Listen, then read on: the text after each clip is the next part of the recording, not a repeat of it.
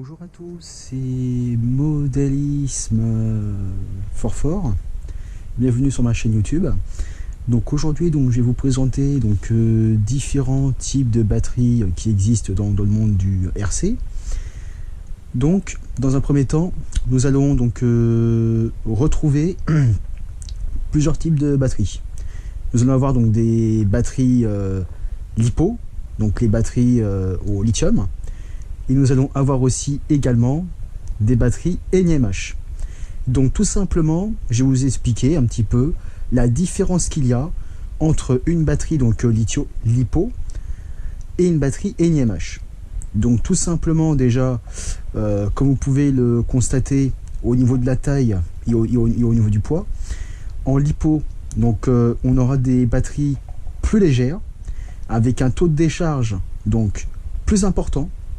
Ce qui veut dire qu'avec une batterie LiPo de capacité équivalente à une batterie NiMH, je prends l'exemple. Là, vous avez une NiMH qui fait 2500 mAh. Ça, c'est pour les batteries de réception.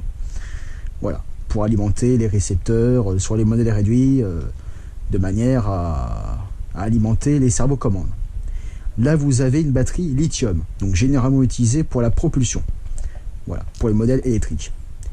Donc, comme vous pouvez le constater, vous pouvez remarquer sur la caméra, je vais essayer de rapprocher, vous avez la même capacité. La 2500 NiMH, avec les piles rechargeables, et à gauche, la batterie LiPo en 2500. Qu'est-ce qui différencie les deux? Donc déjà, si on prend que la batterie LiPo, ici, on peut voir le taux de décharge. Donc, que signifie 35C? Donc, je vais expliquer que signifie 35C.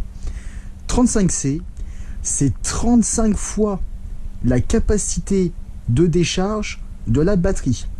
Ça veut dire qu'on peut consommer jusqu'à 35 ampères de décharge. On peut tirer 35 ampères dans la batterie LiPo. Maximum. Et la charge, ça peut être 5 fois l'intensité de charge. Mais généralement, il faut que je vous explique aussi quelque chose. Au niveau de la recharge, c'est deux batteries totalement différentes. Les NiMH, ces batteries avec des piles rechargeables, qui se présentent sous cette forme-là, en plat AA comme on connaît sur les télécommandes de télé, ou alors se présenter en pyramide, les classiques qu'on connaît dans les magasins de modèles réduits, les marathons, en 1600 mAh. Comme vous pouvez voir, une charge d'une NiMH à 160 mAh, soit 0,16 ampères, 160 mAh, ça prend 12 heures de charge. À capacité égale, une LiPo, une batterie comme ça se charge en 1 heure. C'est le gros avantage d'une batterie LiPo. Alors pourquoi une LiPo, vous allez me dire, se recharge en 1 heure, une batterie comme ça, et pourquoi une batterie comme ceci se charge en 12-14 heures? Alors je vais expliquer pourquoi. Déjà, une batterie LiPo, comme vous pouvez le constater, les câbles, déjà, ils sont beaucoup plus épais que sur une NiMH, d'accord? Donc on ne peut pas, mettons, si c'est une 4000, faire passer 4 ampères dans un câble comme ça, et surtout, les éléments y chauffent. Si vous rechargez votre batterie et que vous programmez ici sur votre chargeur, je ne sais pas si on voit à la caméra, si vous mettez, admettons, là je change de type de batterie, voilà, là je fais batterie programme, je change de type de batterie, voilà. Là, plomb et NiMH. Là, ce qui nous intéresse, ce qu'il faut bien faire attention sur le chargeur, c'est de bien sélectionner le type de batterie. Si on veut recharger des NiMH, on regarde bien sur la batterie NiMH rechargeable.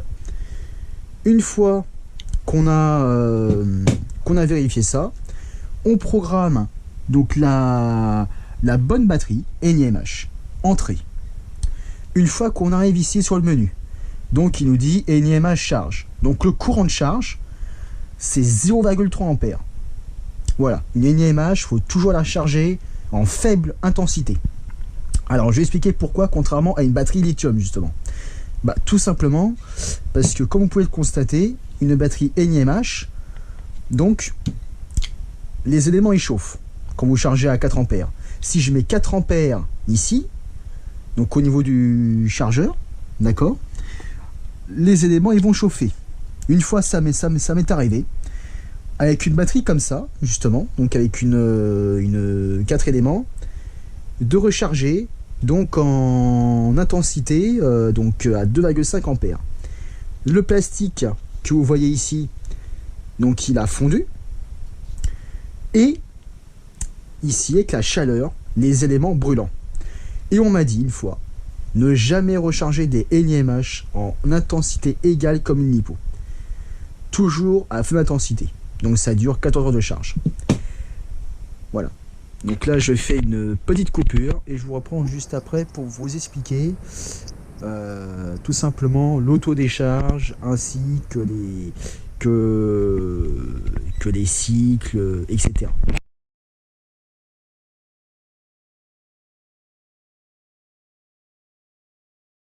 Donc je reviens vers vous pour la deuxième partie donc, de la vidéo.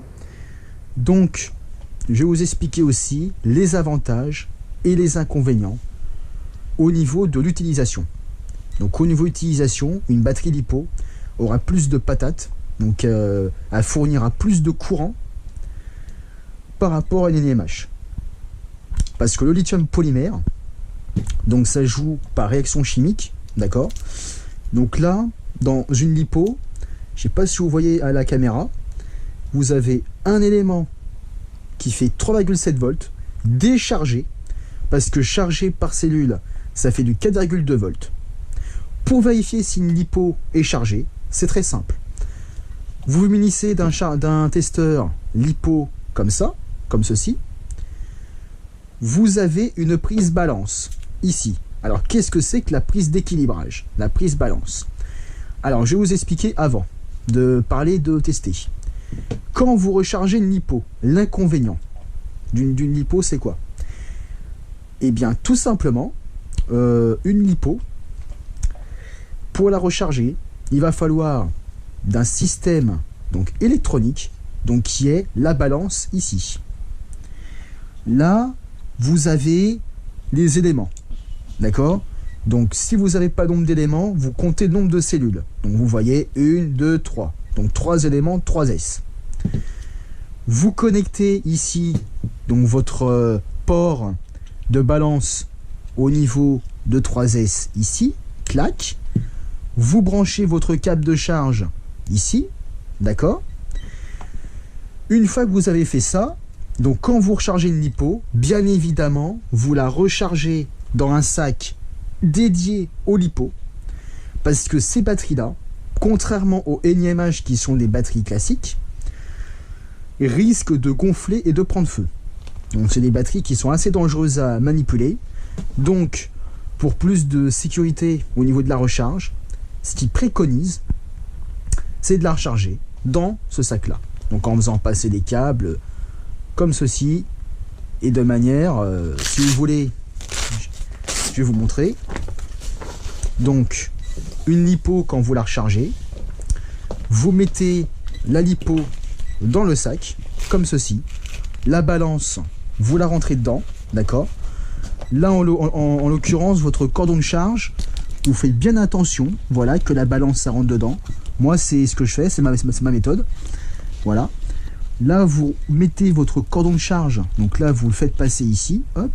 Vous tirez un tout petit peu sur le moins, voilà, de manière à équilibrer les câbles. Après, vous tirez un petit peu ici, et là, vous essayez de pas du tout abîmer les câbles. Voilà, vous ajustez, vous vérifiez bien que la balance soit branchée et à la batterie et au chargeur, super important. Une fois que vous avez fait ça, vous refermez le sac bien comme il faut. Donc, une chose qu'il faut vérifier, c'est la capacité de la batterie. Donc en l'occurrence, c'est de 8000 mAh. Donc une lipo, comme je l'ai expliqué tout à l'heure, on peut la recharger à la capacité totale et à l'intensité totale. 8000 mAh, ça fait 8 ampères. Donc une lipo, on peut la recharger à 8 ampères. Donc, ce que vous faites, vous allez dans Programme. Vous faites lipo batterie. Une fois que vous êtes ici, je vais essayer de rapprocher pour vous montrer. Vous appuyez sur Entrée. Voilà. Là maintenant, vous arrivez au menu. Donc au menu de la lipo. Balance sport, qui est ici, qui va réguler la charge et équilibrer les cellules. De manière à ce que dans chaque cellule, il y ait 4,2 V à chaque cellule. Voilà. Donc là, je fais une petite coupure et je vais passer à la partie charge de la batterie. A tout de suite.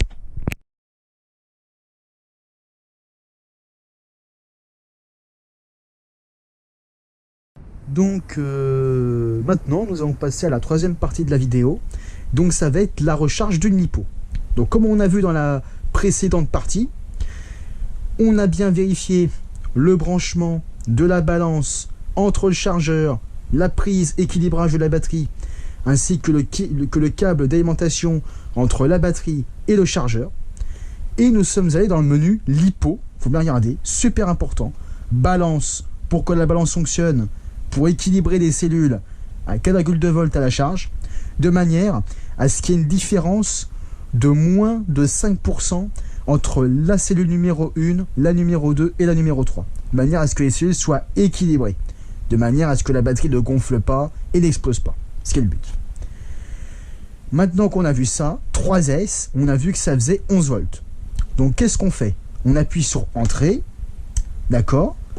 Donc là, on va mettre 3S, je ne sais pas si vous allez voir, 11 volts 1, d'accord? Après, on a vu que c'était 8000 mAh, donc si on convertit en ampères, qu'on fait de conversion, ça fait 8 ampères.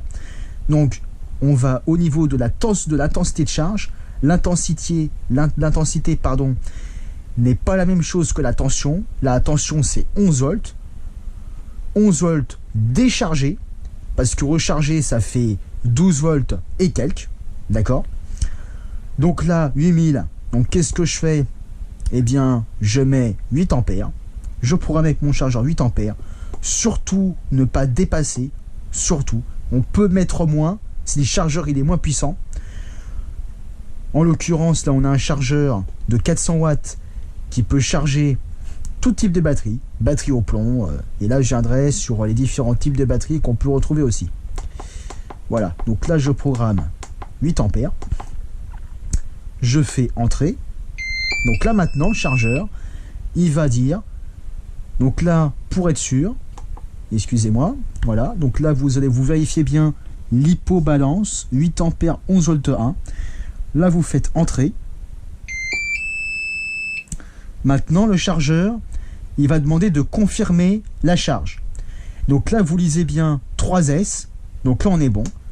Donc là, on n'a pas été assez rapide. Donc là, vous attendez, Entrée. Vous appuyez sur Entrée. Là maintenant, la batterie, donc elle est à 50% de la charge. Donc là, on va la recharger. On vérifie bien lipo 3S, donc 11 volts 1 comme on a vu, 8 ampères qui est 8000. On vérifie bien balance pour que la balance s'active. Et là, donc le chargeur il est en route. Donc là, nous avons intégré sur le chargeur donc un ventilateur qui est ici, je sais pas si vous allez voir, il va s'enclencher de manière à ce que le système électronique du chargeur puisse se refroidir. C'est un refroidissement par air forcé, comme un ordinateur. Voilà. Donc, la charge, elle est lancée. Donc là, maintenant, la batterie, elle va se recharger en bonne uniforme. Dans le sac LipoBag. Voilà, c'est super important, parce que tout simplement, quand vous rechargez donc une batterie, il faut bien s'assurer déjà du type de batterie que c'est. Voilà, donc là vous voyez que le ventilateur il s'enclenche. C'est normal. C'est quand on charge en lipo, donc en version lipo, tout simplement le chargeur donc il va s'enclencher. Voilà. C'est une sécurité. Parce qu'en lipo, ça nécessite plus de fonctions par rapport à la NiMH. Et tout simplement, une intensité de charge plus importante. Maintenant, je vais vous expliquer plus en détail le test d'une batterie LiPo. A tout de suite pour la quatrième partie. Donc nous voilà pour la quatrième partie de la vidéo. Donc là, qu'est-ce que je vais faire? Et bien tout simplement, je vais vous montrer comment tester les cellules d'une batterie lithium. Donc tout simplement, vous prenez votre testeur. Voilà, je vais essayer de l'avancer un petit peu dans la caméra pour que vous puissiez bien voir. Je prends pour tester pas le câble d'alimentation qui va se brancher soit sur le récepteur, soit sur le contrôleur. Je prends la balance qui sert aussi d'équilibrage pour la recharge. Je prends la batterie LiPo qui est ici, d'accord. Je la mets au niveau de la balance, ici. Là, je ne sais pas si vous allez voir, vous avez 8 volts 24. La cellule numéro 1, chargée, comme vous pouvez voir, c'est à 4 volts 2 par cellule. Je précise chargé par cellule, d'accord? Puisque un élément déchargé fait 3,7 volts. Donc là, vous avez la tension mine, donc tout simplement pour la première cellule. Deuxième cellule, c'est toujours la dernière cellule au max, donc à 4,123. Donc les cellules, comme vous pouvez le constater, elles sont équilibrées. Voilà, bien faire attention. Pourcentage de charge de la cellule. Et là, quand vous voulez tester la batterie, tout simplement, vous la testez. Et là, vous avez le total des deux cellules, 4 volts 2 plus 4 volts 100 et quelques. Donc on arrive à un total à peu près de 8 volts 24. Et la batterie au total, en comptant la cellule 1 et la 2, puisque ça c'est deux éléments, on trouve 92%. Donc je vais essayer de rapprocher, d'accord. 92% la charge totale, tension totale et la tension. Voilà, super important. C'est de même pour une 3S. Donc ça c'est la batterie de réception. Donc après je vais refaire une vidéo tout à l'heure en expliquant ce qu'on peut trouver en batterie de réception. Donc là en l'occurrence j'ai fait un système qui n'est pas commun, d'accord, que la plupart des gens peuvent faire mais ne font pas tout le temps. Donc tout simplement c'est de mettre des lithiums en réception. Alors comment c'est possible? Alors je vais expliquer ça. Donc vous avez différents formats de batteries. Vous avez, comme vous pouvez voir, des batteries plates, longues, d'accord. Donc ça c'est les batteries les plus courantes, hein, les plus classiques, les 6000 mAh. Comme j'ai expliqué sur la batterie, 35 fois la décharge de la batterie, capacité de la batterie, max de la recharge batterie, 5C. Ça, 7 volts 4, 11 volts 1, c'est quelle tension au total en comptant les cellules font la batterie. Si c'est pas précisé, vous comptez les cellules. Donc là, pour compter les cellules, je vais vous montrer. Vous avez une, 2, 3, et là vous avez 3 cellules. Et là, vu qu'une cellule fait 3,2 volts plus 3,2 volts, vous avez une tension de en tout de 12 volts. Ensuite, vous avez aussi des batteries plus petites, donc qui sont aussi communes, hein, des batteries donc LiPo comme ça. Ça, en l'occurrence, c'est une batterie de réception de une de mes voitures télécommandées, donc de chez Losi, donc un buggy avec un moteur à essence, donc avec des servos haute tension. Donc là, en l'occurrence, on n'a pas besoin de passer par un régulateur. On va tout simplement se brancher sur l'interrupteur, puisque la tension des servos, donc qui permet de contrôler, je vais montrer ça sur un de mes modèles tout à l'heure pour vous expliquer ce qu'est un servo commande. Voilà, mais dans un premier temps, vous voyez que la batterie elle est plus petite et elle est adaptée au niveau de la boîte batterie. Et la capacité est de 1300 mAh, comme vous pouvez voir. Voilà. Le taux de décharge est faible. D'accord? Parce que c'est que pour la réception. Vous avez aussi, pour un de mes modèles d'avion comme ça, donc vous avez des batteries, on va dire lipo, mais à faible capacité. Donc vous avez des 500 mAh plates en 2S. Donc pareil, même chose, deux cellules, puisque une cellule fait que 3,7 V. Voilà. C'est pour vous dire, les lipos sont un peu différents. Une cellule lipo 3,7 V, une cellule, donc un élément énième H, 1,2 V.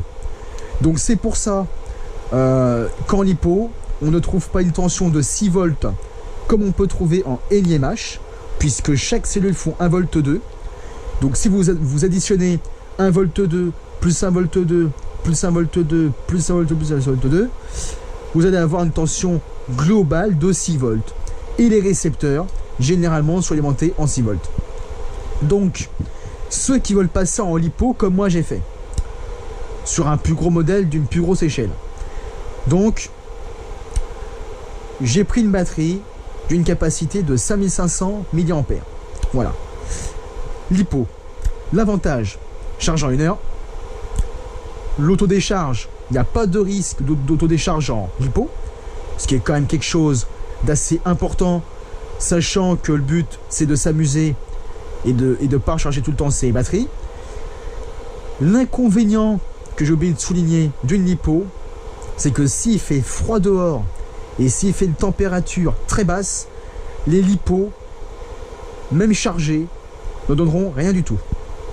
Donc c'est-à-dire que en testant au niveau du testeur batterie, comme j'ai indiqué, vous aurez 0 au niveau de la cellule. Les cellules qui sont ici, comme vous pouvez voir. Donc là, dans ce cas, c'est problématique. Moi, j'ai de la chance parce que au niveau du modèle, j'ai la chaleur du pot et du moteur qui fait que la batterie reste à une température sous la carrosserie constante de 20 degrés. Une batterie lipo, c'est autour de 10, voire 8-9 degrés dehors, où ça peut fonctionner.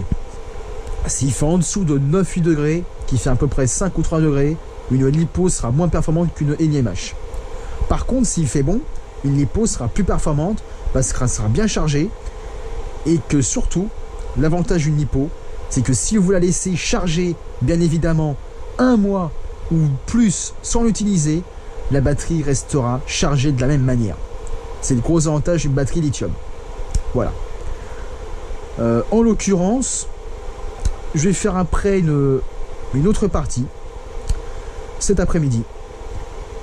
Une troisième vidéo qui va expliquer le système du régulateur de tension. Mais dans un premier temps, je ne vais pas vous embrouiller avec différentes informations. Je vais rester pour l'instant sur les différents types de batteries qui est le sujet principal de la vidéo. Donc du coup, là, on en retourne à nos moutons avec le chargeur. Donc là, vous pouvez voir que ça fait 10 minutes qu'elle charge.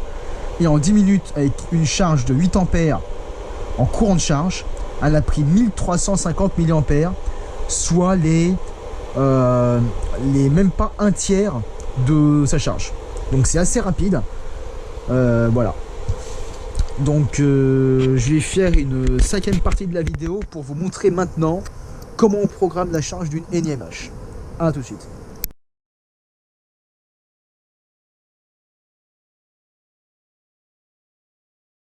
Donc là et maintenant, je vais vous montrer, vu qu'il y a un deuxième écran sur le chargeur, donc je vais vous montrer comment on programme la charge d'une énième H. Donc l'énième H, comme je vous expliquais, nécessite une intensité faible, voire très faible, comme je vous ai expliqué tout à l'heure. Dans la première ou la deuxième partie, je ne sais plus exactement. Il y a une enveloppe, donc en plastique, qui enveloppe les cellules. Pourquoi ? Parce qu'en fait, les cellules, elles sont soudées entre elles. Comme vous pouvez voir, tac. Elles sont en série. Et une batterie en série, d'accord ? On additionne les tensions. Et quand on additionne donc les tensions, On a 1,2 volts, voilà, 1,2 volts, capacité 4000. Donc chaque élément, je précise, chaque élément font 4000.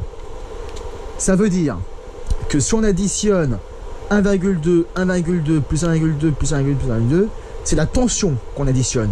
Par contre, la capacité restera la même sur toute la batterie. Je tiens à le préciser.